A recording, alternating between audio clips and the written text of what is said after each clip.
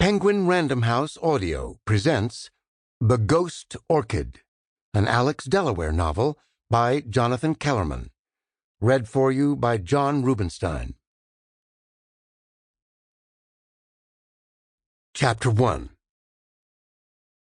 Nearly getting killed can change your life in interesting ways. There's the physical healing, but that's tedious to think about. What fascinates me is how people behave when they know you've come close to death. Some you haven't heard from in a while get in touch out of obligation. Most of the time, they have no idea what to say or do, and you end up assuring them you're fine and trying to make them feel better. Or maybe that was just me reverting to the psychologist's role. I'm close to only 2 people on the planet. The woman I live with handled the whole thing beautifully, pulling off the perfect balance of caring for me and allowing me space when I needed it. Even more impressively, when Robin allowed herself to get angry at me for being in danger in the first place, she was able to talk about it reasonably. My best friend, a homicide detective, was overcome with guilt. I'd been working with Milo when a lunatic nearly crushed me to death. No one's fault. Reasonable precautions had been taken. Just one of those things that happen. But still. He'd worked hard at keeping the guilt in check, but I could tell. Our conversations began ebbing into long silences, terminating when he told me I needed to rest. Eventually, his visits tapered off, though he tried to keep up with regular phone calls. But he avoided talking about work, which peppered the calls with awkward silences. Worst of all, he stopped calling me in on cases. The different ones, where he tends to overestimate my talent. When I brought up the subject, he claimed the 2 new murders he'd taken on were open and shut. 4 months after being injured, I sat with Robin on the 2nd-story terrace that fronts our house, eating and drinking and enjoying the weather that keeps people in L.A., and said, "Still nothing from Big Guy." She said, "Can you blame him? I think he's overdoing it. Objectively, he did nothing wrong." Who's ever objective, Alex?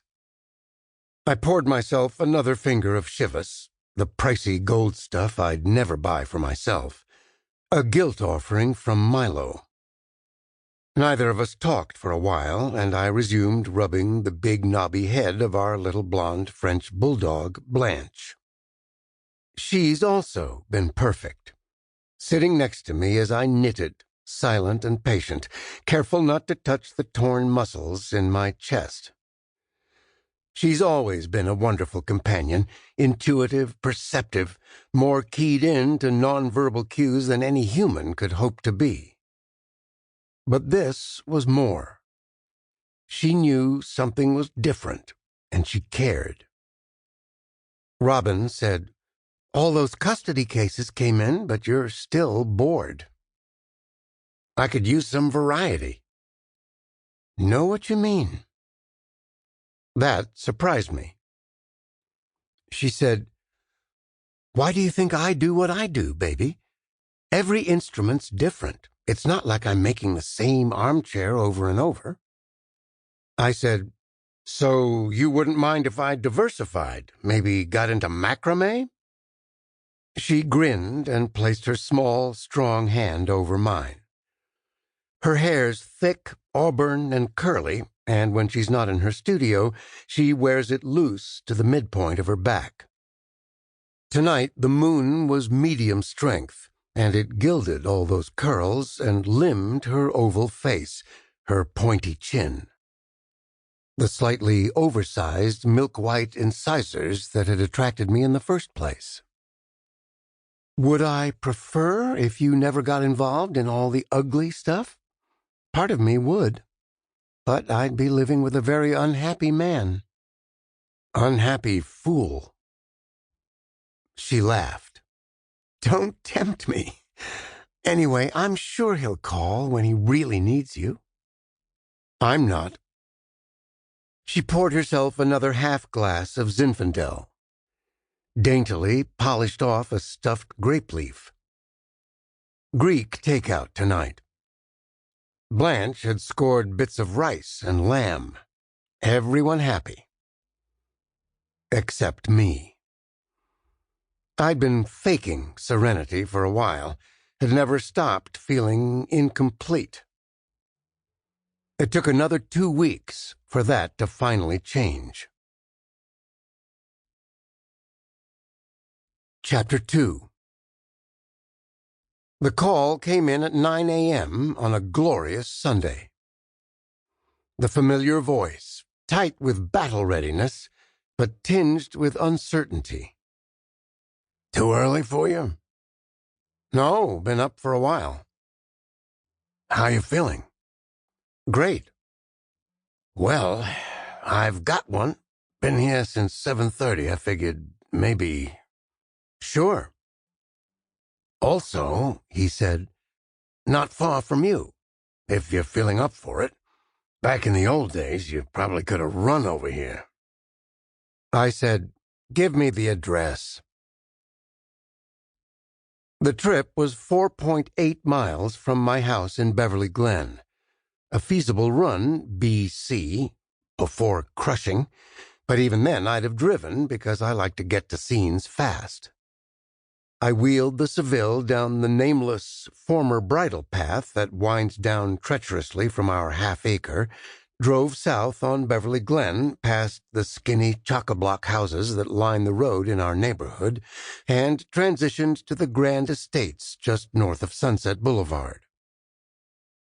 At sunset, I hooked right and continued to the western gate of Bel Air, sped up Bellagio Road before turning onto a series of serpentine side streets. Reversing the process, 8-figure palaces followed by progressively more modest houses on limited woodsy lots. Every crime scene's unique, but there's also a sameness to them. The procedures, the activities of those who've chosen to work with worst-case scenarios. The emotional tone. The first thing you see is what I've come to think of as death's parking lot. Detectives' unmarked sedans, patrol cruisers, crypt vans, hybrid compacts driven by coroner's investigators. Behind all that, the inevitable yellow tape. Canary bright and sadder for that. This was my first crime scene in 4+ months, and simply arriving tweaked my brain and made me feel alive. No point wondering what that said about me. I was imagining, wondering, lasering the layout. This lot was so thickly wooded that no structure was visible from the street. To the right of the vehicles, a burly young officer stood guard. The foliage hid neighboring properties as well, creating an illusion of forest. Cruelly peaceful. Usually, Milo informs the cops that I'm coming, and they lift up the yellow strand. Sometimes they even smile and welcome me by name. This time I had to show my ID to Burley, who looked to be allergic to smiling. He examined my driver's license as if it were written in hieroglyphics, reread, checked me out, squint-eyed, stepped away, and made a call. Returning, he favored me with a lemon-sucking frown, said, "Okay," reluctantly, and left me to lift my own damn tape. Trying not to read too much into any of it, I ducked under and picked up my pace, ignoring the twinges in my ribs that followed each footfall. Aiming myself toward the old days.